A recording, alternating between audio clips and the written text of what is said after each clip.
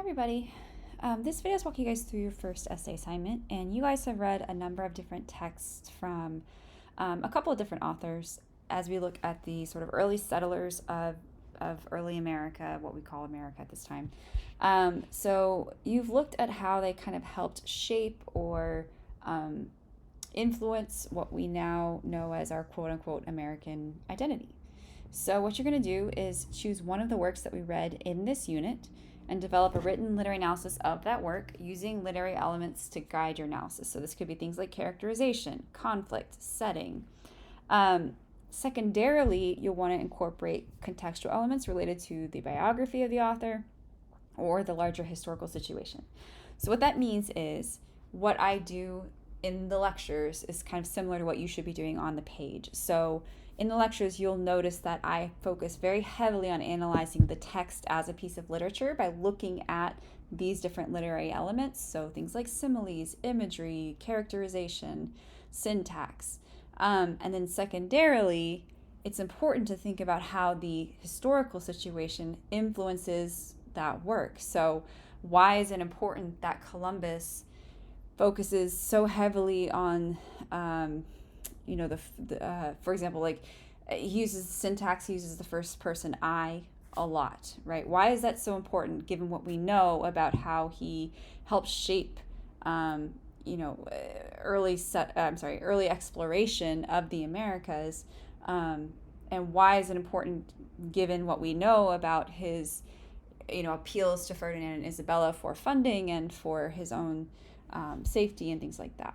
Same thing on Anne Bradstreet. It's most important that we're analyzing the text as a piece of literature. So we're analyzing the poems as poems. We're looking at structure, we're looking at rhyme scheme, we're looking at imagery, whatever it might be.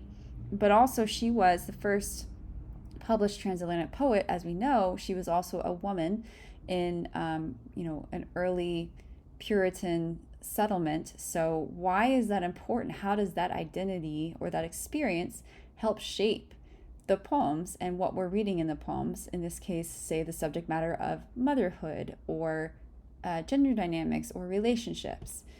So all of that to say, you do want to contextualize these works in terms of sort of the larger historical context, the biographical elements, but I don't want this to become a history essay and I don't want this to become a biography. So this needs to be, first and foremost, a literary analysis essay. So make sure you're analyzing this as a piece of literature by looking at these different literary elements, and then secondarily thinking about the larger historical perspective. So some things you can consider. How does the author and or that work influence or impact the larger social, political, or economic changes happening in early America at this time? How does the author and or work fit or not fit with this new quote-unquote American identity? How do they help shape these new ideals? And how do they approach the subject matter that they're talking about? Are they trying to achieve a certain goal or message? What are they trying to do with these texts? So for example, if you're looking at Cabeza de Vaca, it's very clear that he draws a distinction between the native people and the humanity of the native people and the inhumanity of what he says are the Christians. So note that he doesn't call them, explorers or Europeans. He calls them the Christians, and that's a very purposeful distinction that he makes between the two of them. Why is that important? What is he trying to do there? So your essay needs to have a clear thesis and main ideas. So your thesis argument should be in your introduction, and you should state what your main argument is. You should expand on those ideas in your main ideas section with good evidence from the text. This means you're pulling in specific quotes from the text that show your audience what you're talking about.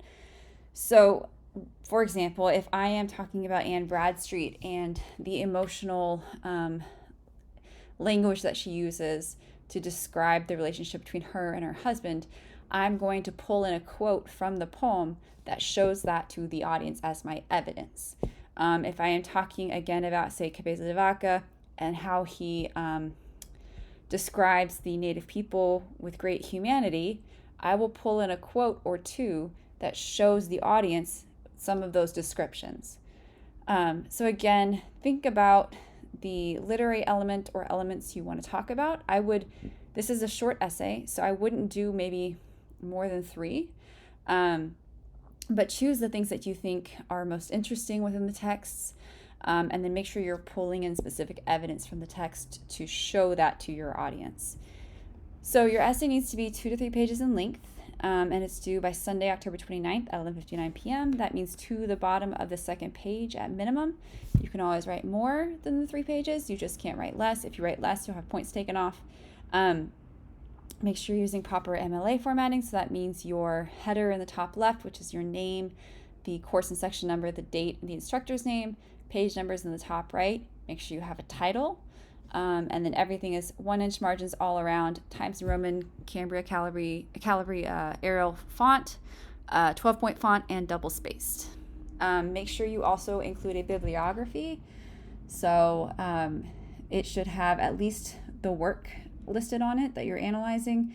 If you choose to integrate a source, outside source, you're more than welcome to. Just make sure you do include that on the bib.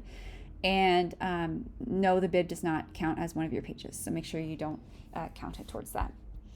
And then, of course, everything is checked for plagiarism through the plagiarism detection tool, so make sure you're aware of that. And as far as assessment, you're going to be assessed on making sure you have a careful, close analysis of the work and its major concepts, as well as secondarily the biographical or historical context. But again, key point, make sure you're analyzing this as a piece of literature. Not a biography, not a history essay. Have good solid evidence to support your claims, meaning quotes from the text that show your audience what you're talking about. Proper page length, MLA, citations. That means you need to cite both in text and on the bibliography. A fully developed essay structure, meaning you have a good intro with a clear thesis. Main ideas supported by good analysis and evidence, and a conclusion. Your conclusion should not only wrap up your essay, but it should also restate your thesis and your main ideas in new words. So what you're doing is essentially driving home for your audience, once again at the end, what your argument was and why it's a valid argument. And then make sure you have good, careful, clear organization of all your ideas.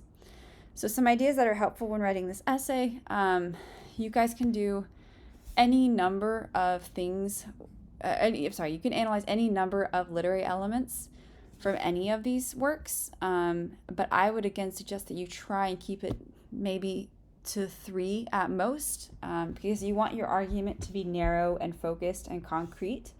So you can look at things like characterization. So it could be archetypes, could be protagonist, antagonist roles. It could be development. Are they flat? Are they round? Are they dynamic? It could be literary devices like similes, metaphors, irony, flashbacks. Could be things related to the structure, like the dramatic arc or the plot. Conflict. So is that man versus man, man versus society?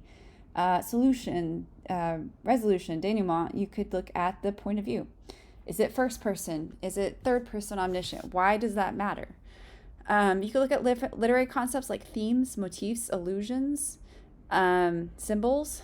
You could also, again, secondarily look at the historical context. So look at the author's biography, look at the background on the work, look at the historical events surrounding the work. You could also look at the social, ethical, and moral issues being discussed in the text, and so on and so forth. So there are a lot of things you could do. Again, this is not a long essay, but I suggest you pick the work that's most interesting to you, and then within that work, what are the literary elements that were kind of most interesting to you, and then start developing your argument from there. So if you have any questions, feel free to email me, but go ahead and move on.